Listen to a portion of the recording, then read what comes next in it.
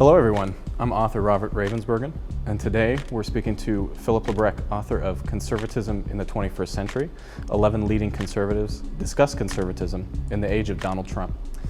The book's available now on Amazon and also on the book's website, www.onconservatism.com. Welcome, Mr. Labrecque. Thank you.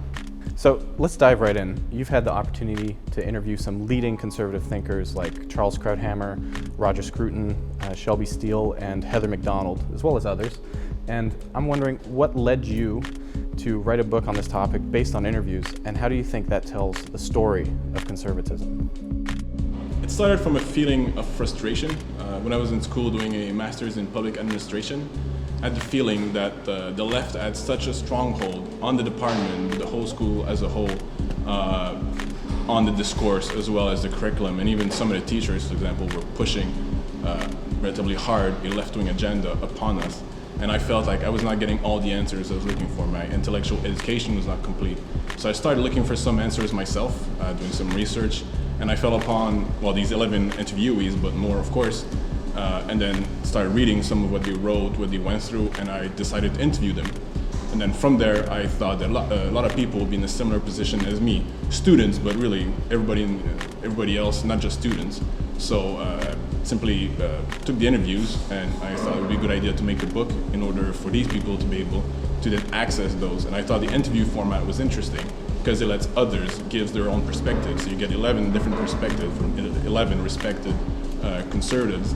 In that sense, it's not just me talking, but they get an array of perspectives that perhaps they may be able to identify with, some of them more and others less, but at least it gives them a holistic experience of conservatism. So, since you've had the opportunity to get the definition of conservatism from some of its biggest thinkers, how do you define it now? I would start by saying it is anti-ideological. It's built on the premise of skepticism, rationalism, and I want to say also realism. It doesn't believe in grand schemes that want to change everything in the quest of some sort of utopia. It believes in what worked before institutions such as the nation state, the family, religion to some extent. It doesn't mean that every conservative necessarily abides by the nation state, religion, and family strictly. It just means that what worked before should not be simply discarded in regard looking for changes for the sake of change. So conservatism really is more of a train of thought, a way to approach life, a certain philosophy, to look at things and ask yourself and criticize certain things about what you see around you without necessarily wanting to erase everything. So it's more of a sentiment, it's a feeling to some extent.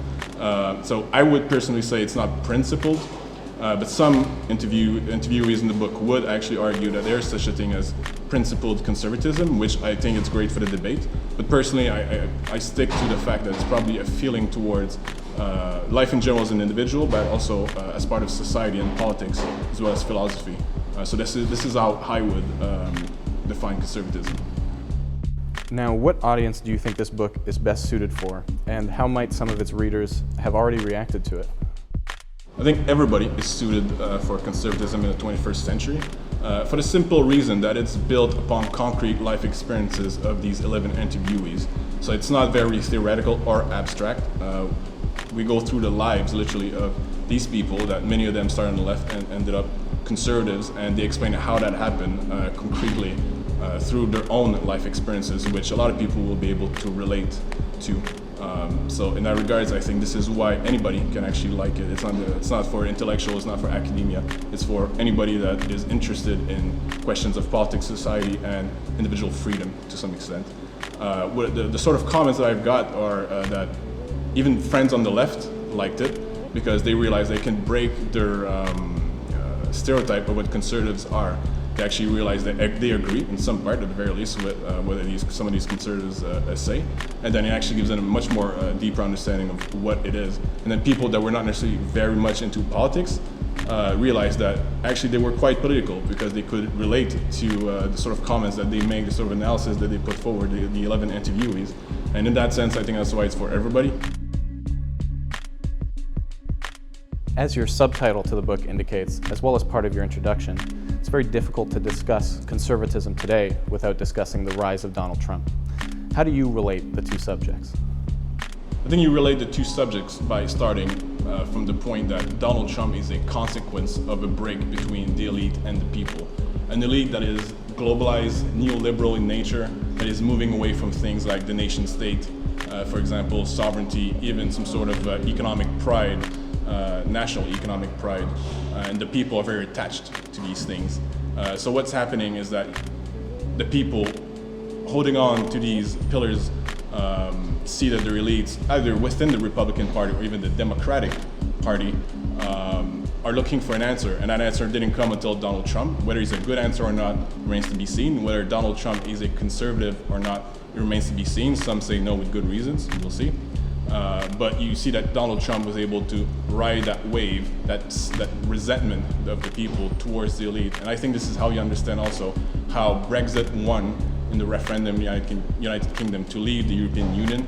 I think this is how you understand also how right-wing populist parties in Europe right now are rising out of nowhere, because that resentment is throughout the West right now. These people are attached to, like I said, nation state, a certain form of patriotism, national economic pride, and globalization and neoliberalism, to which the elites are, to a large extent, sold to, are breaking away from these pillars of attachment. So I think this is how you understand Donald Trump right now in regards to conservatism. On the right, it is felt right now that the base is looking for an answer, like I said, and we'll see if Donald Trump is that answer, but right now it remains to be seen. Thank you, Philip. My pleasure. Once again, you can find Philip Labrecque's book, Conservatism in the 21st Century, on Amazon and also on the book's website, www.onconservatism.com. Thank you all for listening in.